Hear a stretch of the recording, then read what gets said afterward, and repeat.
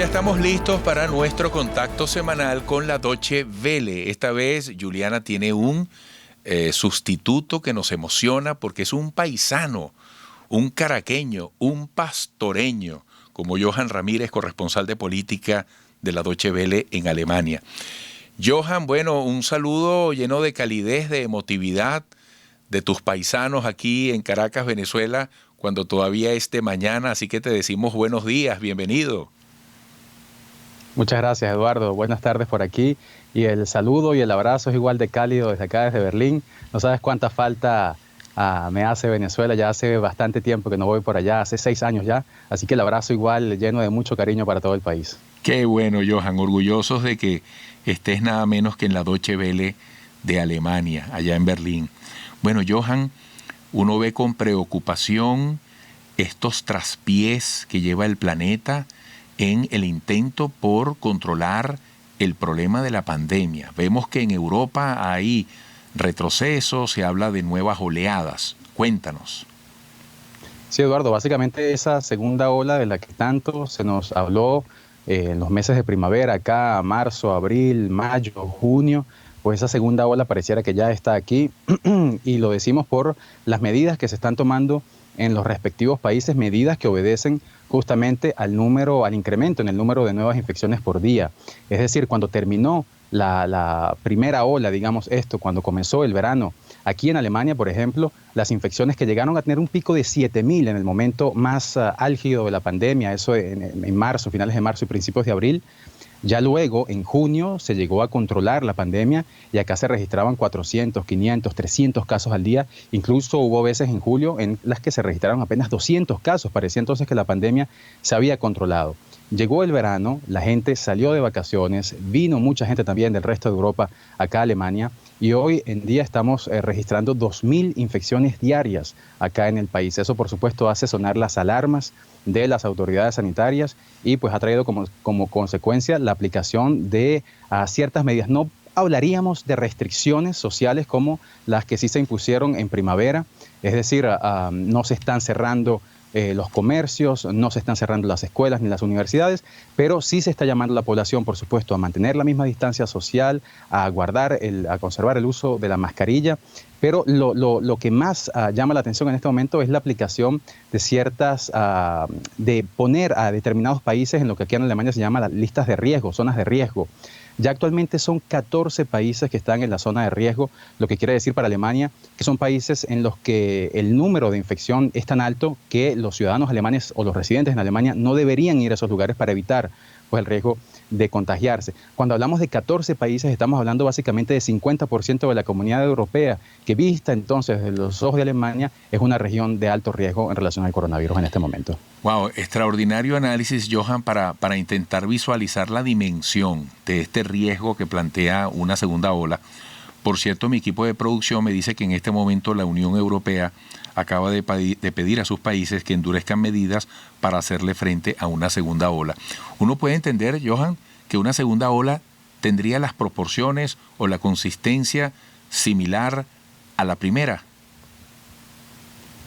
Pues el número de infectados, lo que acá en Alemania se dijo desde el primer momento cuando comenzó a hablarse de la segunda ola, era que esta podría ser mayor que la primera, es decir, que el número de infectados y el número de muertes podría ser superior que lo que vimos nosotros acá en marzo y abril de este año. Recordemos también que Alemania fue uno de los países que mejor pudo salir de esta primera ola de la pandemia, mientras España, Francia, Italia estaban colapsados, el Reino Unido vieron sus sistemas de salud colapsados. Aquí en Alemania nunca llegamos a ese punto. Incluso Alemania, durante toda la pandemia, durante el pico que vivió Alemania, que te decía antes, Eduardo, que se registraron hasta 7.000 casos en un día, durante esos picos Alemania siguió recibiendo incluso pacientes que venían de Italia o de Francia, siguió recibiéndolos acá porque sus unidades de terapia intensiva, de cuidados intensivos, todavía tenían espacio. Es decir, Alemania no vio colapsado su sistema de salud.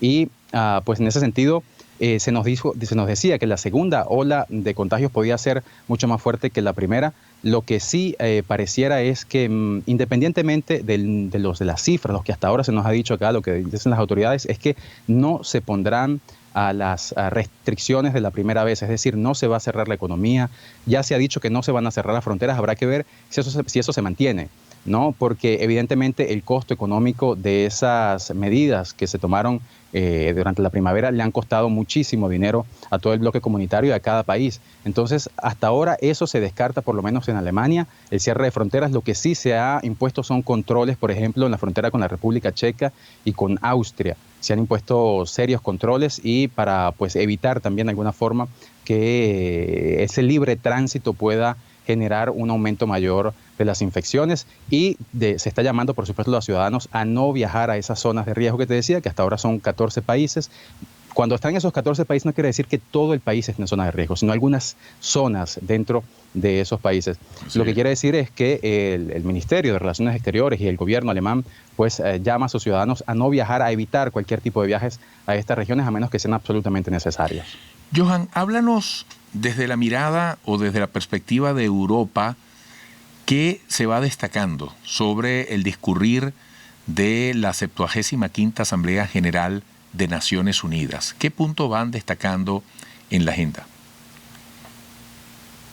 Pues lo que hasta ahora hemos visto es que los líderes europeos que han participado en esta muy particular Asamblea General, que básicamente se desarrolla de manera virtual, todos han destacado la necesidad de reformar la institución, la necesidad de tratar de reparar las falencias que esta institución muestra desde hace muchos años y que queda en evidencia, por ejemplo, en el Consejo de Seguridad, que debe abordar los temas más complicados de la política internacional y que, sin embargo, muchas de esas discusiones se quedan a mitad de camino porque siempre está el poder de veto de algunos de los miembros de este Consejo de Seguridad que bloquea esas decisiones importantes, de modo que ese Consejo de Seguridad está allí para tratar los temas más álgidos y, sin embargo, no logra, en la mayoría de los casos, ponerse de acuerdo.